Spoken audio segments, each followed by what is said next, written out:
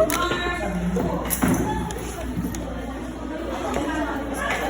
evening.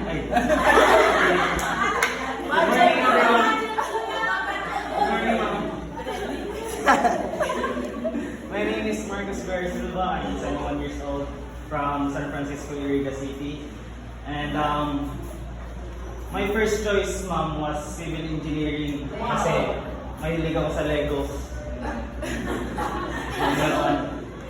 Kaso ma'am, sobrang hirap pala. Tapos po ma'am, sabi mong relatives ko, bawal daw sa akin tourism, kaya ako nag-tourism ako.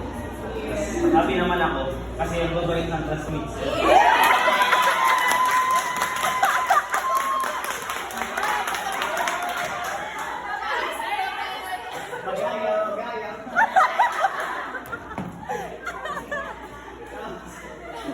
Tapos po ma'am, ang goal ko in life, ano ma'am? Ang goal ko ma'am in life is, ano lang,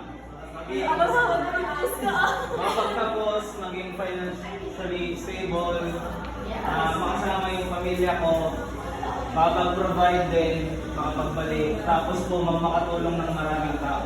Wow!